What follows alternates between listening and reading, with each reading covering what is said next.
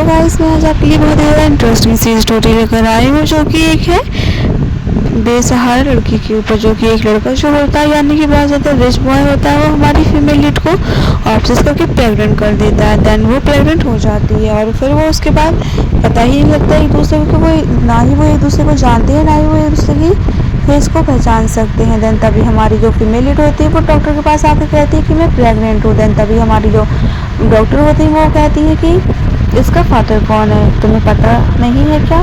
तुम इसके फादर को बुलाओ, तुम अभी बहुत ज़्यादा छोटी हो, तुम अभी स्कूल में हो, तो फिर इसका फादर के बारे में मुझे पता होना चाहिए। तभी हमारी जो फीमेल लीड होती है वो बस बेचारी कुछ नहीं बोलती है, बस वो फ्लैशबैक में जाकर सोचती है कि कैसे वो सफाई करने गई थी होटल में। वो एक क्लीनिंग है, बस उसने पानी की बोतल देने के लिए डोर खोली थी। देन तभी हमारा जो मेल लीड होता है वो उसको अंदर खींच लेता है और वो उसको उस रूम में ले आता है।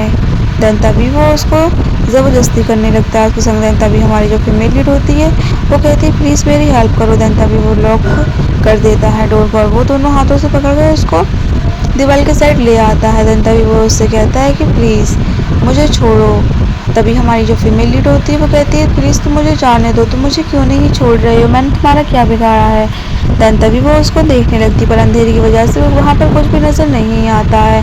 वो उसको किस करने के लिए आगे बढ़ता है। देन तभी वो उसको पीछे धक्का दे देती है और वो वहाँ से जाने के लिए कोशिश करती है एकदम पीछे धक्का देकर, पर हमारी जो फीमेल लीड होती है वो इसमें नाकाम रहती है। वो उसको एकदम पीछे से पकड़ लेता है और उसको वो जाने नहीं देता है। वो उसको किस करने लग जाता है, वो उसको मूड बनाने की कोशिश करता है। तभी हमारी जो फीमेल लीड होती है वो भी हमारी मेल लीड को पकड़ने लगती है, वो भी उसको किस करने लगती है, क्योंकि उसका भी मूड बन चुका था।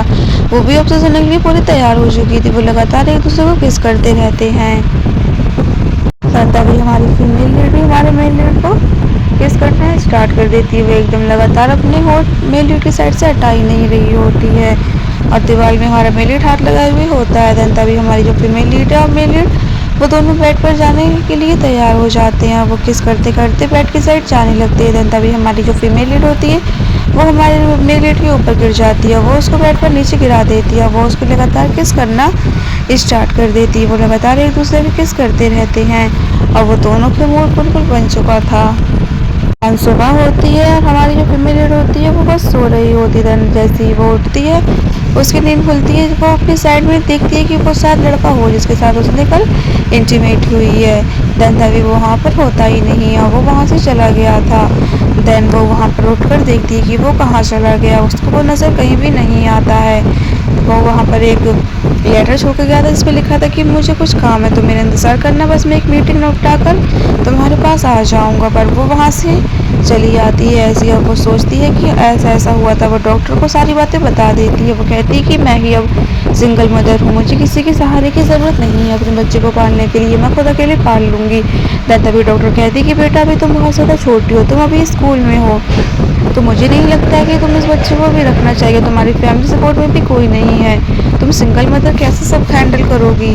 अभी जो फीमेल लीड होती है हमारी वो कहती है कि मैम मैं सब कुछ हैंडल कर लूँगी, मैं एक माँ हूँ, मैं सब कुछ हैंडल कर सकती हूँ, मैं इस बच्चे को इस दुनिया में लेकर आऊँगी, मैं ही इसकी फैमिली बनूँगी और ये मेरी फैमिली बनेगा, हम दोनों एक दूसरे के लिए ही काफ़ी होंगे।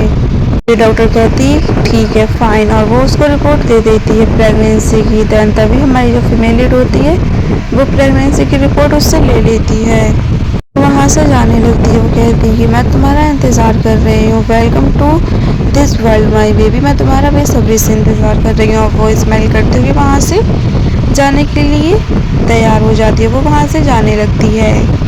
देखते हैं कि हमारी जो फीमेल लीड होती है वो बहुत सारा काम कर रही होती है होटल में। प्रेगनेंसी में भी वो बिल्कुल भी आराम नहीं कर रही होती क्योंकि उसके पास पैसे नहीं होते हैं। वो अपने बच्चे को पालने के लिए इतनी सारी मेहनत कर रही होती है, इतना हार्ड वर्क। और वो पेट पर हाथ चलाते हुए कहती है कि मेरा बेटा मैं तुम्हारा बहुत बेसब्री से इंतज़ार कर रही हूँ, बस तुम जल्दी से जल्दी इस दुनिया में आ जाओ।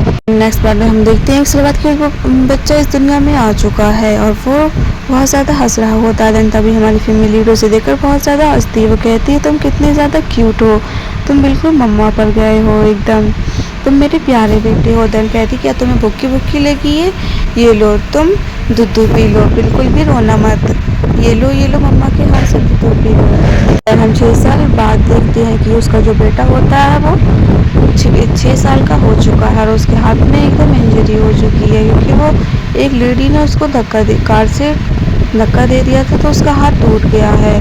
देन तभी वो अपनी मम्मा से कहता है कि मम्मा मेरा हाथ कब ठीक होगा। देन तभी उसकी मम्मा कहती कि बेटा जल्दी ठीक हो जाएगा, तुम मेरा यही इंतज़ार करो, मैं डॉक्टर के पास जाती हूँ। देन तभी हमारा जो शान होता है यानी कि उसका बेटा, वो कहता है ओके मम्मा मैं यहीं पर इंतज़ार करूँगा, तुम जल्दी से आकर मिलकर डॉक्टर से आ जाओ, मैं तुम्हारा यही वेट कर रहा हूँ और आप बस लेडी से ही सारे पैसे लेने जिन्होंने मुझे कार से टक्कर मारी थी, क्योंकि वो ही सारा बिल पे करेंगी, मेरे हाथ में इंजरी जो हुई है बिल हॉस्पिटल के बिल का, आप बस उन्हीं से सारे पैसे लेना, आपको पैसे देने की कोई भी ज़रूरत नहीं है। ये बात सुनकर हमारी जो फीमेल लीड होती है वो हंसने लगती है, वो कहती है मेरा लिटिल मॉन्स्टर हो तुम तो। अभी हमारी जो फीमेल लीड होती है वो डॉक्टर के पास आकर कहती है कि कोई सीरियस मैटर तो नहीं है, कहीं फ्यूचर में जाकर मेरे बच्चे के आर्म को कुछ होगा तो नहीं, क्योंकि उसकी आर्म अभी बहुत ज़्यादा कमज़ोर है, क्योंकि वो अभी बच्चा है तो उसकी बोन सही तरीके से बनी नहीं है। तो आप मुझे बताएंगे कि ये ठीक कैसे होगा, कब तक होगा, क्यों अगर कोई साइड इफेक्ट फ्यूचर में होगा तो ये बहुत ज़्यादा प्रॉब्लम हो जाएगी इसमें। अभी वो डॉक्टर होता है वो कहता है कि मैं टोटली श्योर नहीं हूँ, हो सकता है ये सही हो जाए, हो सकता है ये सही नहीं भी हो, क्योंकि इसकी आँख बहुत ज़्यादा इंजर्ड हो गई है। तभी पीछे से हमारा जो शान होता है वो सारी बातें सुन रहा होता है डॉक्टर की और अपनी मम्मा की। तभी हमारी ये बात सुनकर हमारी जो फीमेल लीड होती है वो बहुत ज़्यादा सीरियस हो जाती है, वो कहती है ये कैसे हो सकता है, मैं पूरी तरीके से कोशिश करूँगा, ड्राइव करूँगा और आगे ड्राइव करने की पूरी तरीके से रिकवर हो जाए, पर ये सीरियस मैटर है। तभी हमारी जो फीमेल लीड होती है वो एकदम शॉक हो जाती है, वो कहती क्या ये सीरियस मैटर है, तो क्या होगा, क्या करना होगा, इसकी आर्म पूरी तरीके से ठीक कैसे होगी। अभी डॉक्टर होता है वो कहता है कि इसकी आर्म को सही होने के लिए पूरे के पूरे 50,000 युआन लगेंगे, तभी एक ऑपरेशन होगा और ये ठीक हो जाएगा। ये बात सुनकर उसके हमारी फीमेल को होश हो जाते हैं, कहती 15,000 युआन ये तो कुछ ज़्यादा नहीं है। तभी हमारी जो फीमेल होती है वो अपना बैलेंस चेक करती है, जिसमें 305 युआन होते हैं और उसको पूरे के पूरे 15,000 युआन की ज़रूरत होती है।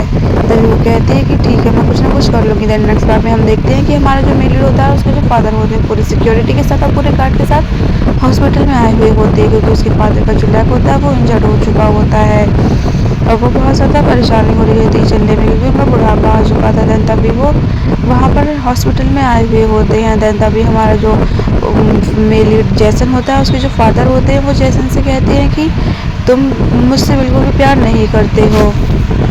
वही दूसरी तरफ से हमारा जो शान होता है वो वहाँ से हॉस्पिटल में ही लॉबी में से आ रहा होता है, अपना फेस लटका कर एकदम सैड होकर, क्योंकि उसके मम्मी के पास उसको सही करने के लिए पूरे 15,000 युआन नहीं होते। देन तभी हमारा जो ग्रैंडफादर होता है शान का, वो कहता है कि मैं इस दुनिया से चला जाऊंगा, अपने बिना पोते को देखे ही मैं मर जाऊंगा, तुम कुछ भी नहीं कर पाओगे। हमारे जो मेल लीड के फादर होते हैं वो उससे कहते हैं कि जब मैं 18 साल का था तो तुम मुझे हो गए थे, मेरा बच्चा हो गया था और मैं अभी तक ऐसे ही हूँ, मेरा कोई ग्रैंडसन नहीं है, मेरी उम्र के जितने भी लोग हैं उनके ग्रैंड डॉटर इतने ज़्यादा बड़े हो गए हैं, बस एक मैं हूँ जो अकेला ही मर जाऊँगा, शायद मेरा कोई बारिश ही नहीं होगा, तुम मुझे दोगे नहीं कोई बारिश, क्योंकि तुम इतने बुढ़े हो चुके हो और शादी करने का कोई नाम ही नहीं है तुम्हारा। तो हमारा जो मेल लीड होता है वो अपने फादर से कहता है कि मैं कोई पेड़ से थोड़ी ना लटक रहे हैं, ग्रैंड पर्सन आपकी जो मैं ला दूँ। तभी उनके जो फादर होते हैं वो प्रे करने लगते हैं, हाथ जोड़कर कहते हैं गॉड प्लीज़ मुझे एक ग्रैंडसन दे दो, मैं मरने से पहले अपने ग्रैंडसन का चेहरा देखना चाहता हूँ, मुझे बस जल्द से जल्द एक ग्रैंडसन दे दो, मेरी बस यही दुआ है और मैं कोई भी प्रे नहीं कर रहा हूँ, मुझे बस एक ग्रैंडसन चाहिए, बस ये ऊपर वाले मरने से पहले उसका चेहरा दिखा दे। इतनी प्रे वो कर ही रहा था कि इतनी देर में हमारा जो शॉन होता है वो अपने ग्रैंडफादर की गोद में आकर गिर जाता है और वो कहता है ओह माय गॉड मुझे बचाओ, ये क्या हो गया। तभी हमारा जो शॉन होता है वो एकदम स्माइल करने लगता है, वो कहते हैं हेलो अंकल। तभी हमारी जो उसके फादर होते हैं जैसन को, वो कहते हैं जैसन ये देखो ये बच्चा तो बिल्कुल हूबहू तुम्हारे बचपन के जैसा है, जैसा तुम बचपन में थे बिल्कुल ये तुम्हारे ही जैसा लग रहा है, इसका फेस कट और सब कुछ इसके तुम्हारे ही जैसा लग रहा है मुझे तो। तभी वो ऊपर तक कहता है वो गॉड थैंक यू, तूने मुझे मेरा ग्रैंडसन आखिर दे ही दिया इतने दिनों के बाद। मैं बहुत ज़्यादा खुश हूँ कि मुझे मेरा ग्रैंडसन मिल गया।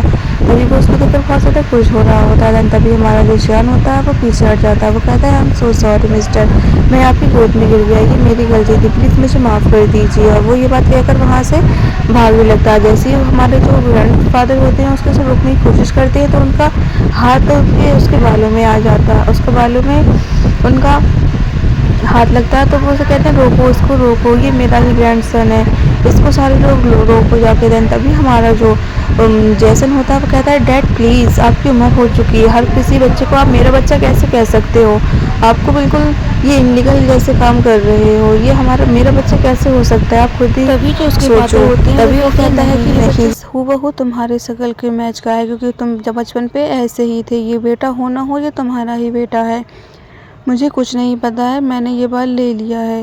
देन तभी उसके जो फादर होते हैं यानी कि हमारा जो जैसन होता है वो कहता है अरे फादर आप क्या फालतू की बातें कर रहे हैं, ये मेरा बेटा कैसे हो सकता है, आप अपना दिमाग लग रहा है बेच खाए हैं, आपको बिल्कुल भी मैनर्स नहीं है, किसी के बच्चे को अपना बनाना ये इनलीगल चीज़ है। तभी वो अपने हाथों में बाल देखकर बहुत ज़्यादा खुश हो रहे होते हैं, क्योंकि वो कहते हैं कि मैंने फाइनली उसका बाल तो मेरे हाथ में आ गया, अब कम से कम मैं इसका डीएनए निकलवा लूँगा। तभी वो जैसन से कहते हैं कि ज़रा नीचे झुको, मुझे तुमसे कुछ ज़रूरी बात करनी है। तभी जैसन कहता है हाँ डैड बोलो क्या हुआ, तुम्हें क्या बात करनी है मुझसे, तुम बस उस बच्चे के बारे में मुझसे कोई भी बात मत करना। तभी वो कहते हैं हाँ मैं नहीं करूँगा, और वो उसके सर में से एक बाल खींच लेते हैं। वो कहते हैं अब दोनों के बाल मुझे मिल चुके हैं, अब मैं इसका डीएनए टेस्ट करवाऊँगा, तुम डॉक्टर को जल्द से जल्द बुलाओ।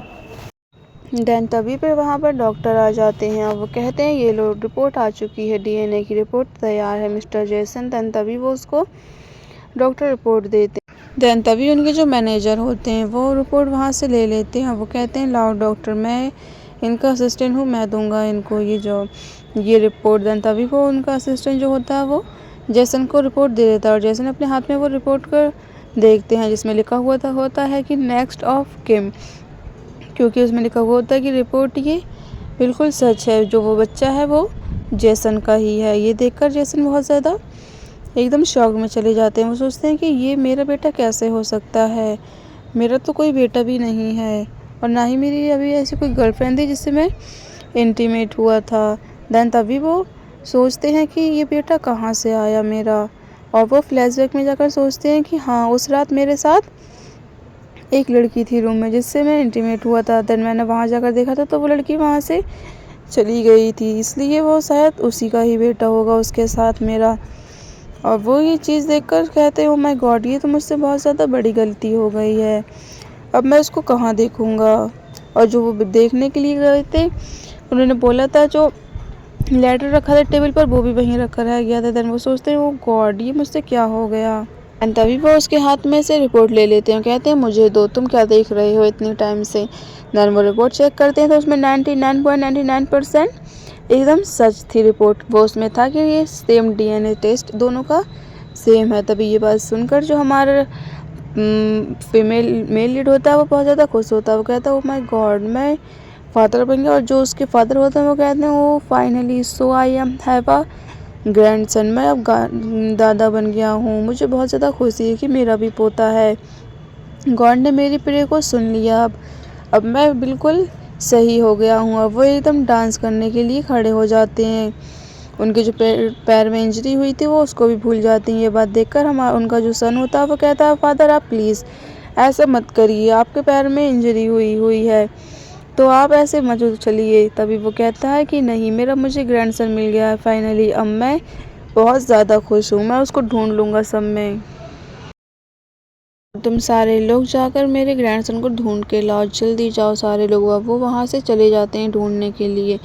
देन नेक्स्ट पार्ट में हम देखते हैं हमारी फीमेल लीड अपने बेटे शॉन के साथ बैठी हुई होती है हॉस्पिटल के बाहर। तभी शॉन कहता है कि मम्मी आपको क्या हुआ है, आप इतनी ज़्यादा अपसेट क्यों हैं, आपको क्या परेशानी है। मम्मी को पैसे की चिंता करने की बिल्कुल भी ज़रूरत नहीं है, जिस लेडी ने मुझे हर्ट किया था अपनी कार से वही इसका बिल भरेंगी, आप पुलिस को कॉल लगाओ, उन लेडी को बिल्कुल अभी की अभी बुलाओ। तभी हमारे जो जैसन होते हैं उसके गार्ड सारे हॉस्पिटल में आ जाते हैं और वो उसको बोलते हैं अपने एम्प्लॉय को जल्दी से जल्दी गार्ड से ढूंढने के लिए कहा है, बिना ढूंढे जाएंगे तो बहुत ज़्यादा डांट पड़ेगी, इसलिए जल्द से जल्द ढूंढो। देन तभी सारे गार्ड्स उसको ढूंढने लगते हैं और सारे हॉस्पिटल में फैल जाते हैं और सारे अपने काम में इधर उधर लगे हुए होते हैं। देन तभी हम एक एम्प्लॉय की जो गार्ड होता है उसकी नज़र हमारी फीमेल लीड और उसके बेटे पर जाती है, पर वो शायद उसको पहचान नहीं पाता है। एंड तभी हमारी जो फीमेल लीड होती है, वो जिस लेडी ने हम उनके बेटे को हट किया था, वो वहाँ आ जाती है। वो कहती है कि ये तो तुमने क्या किया, मेरी पूरी गाड़ी ख़राब कर दी है और तुम अपने इस बेटे को लेकर कहाँ जा रही हो, मुझे मेरी गाड़ी का पूरा बिल भर के दो, मेरी गाड़ी में बहुत ज़्यादा स्क्रैचेस आ गए हैं तुम्हारी वजह से, अब तुम जल्द से जल्द मुझे 500 युआन दो, मुझे अपने गाड़ी को ठीक कराना है। और ये तो मेरा बैड लक था जो तुमने मेरी कार के सामने आ गए और मेरी पूरी कार को ख़राब कर डाला तुमने, तुम्हारी वजह से मेरी कार को देखो कितनी ज़्यादा बुरी लग रही है। देन तभी हमारी जो फीमेल लीड होती है वो कहती है ओके, तो मैं तुम्हारी कार को बिल्कुल सही करवा दूंगी, वो 500 युआन चाहिए मैं तुम्हें दे दूंगी, पर तुम मुझे 5000 युआन दो, मेरे बेटे की इंजरी में इतना लगेगा, ये लो बिल इंजरी का। सुआन बहुत ज़्यादा हर्ट हो गया है, उसकी जो आर्म है वो बहुत ज़्यादा इंजर्ड हो गया है, तो तुम उसका बिल भर के दो, मैं तुम्हारी कार का बिल भर दूंगी, बात बराबर हो जाएगी। और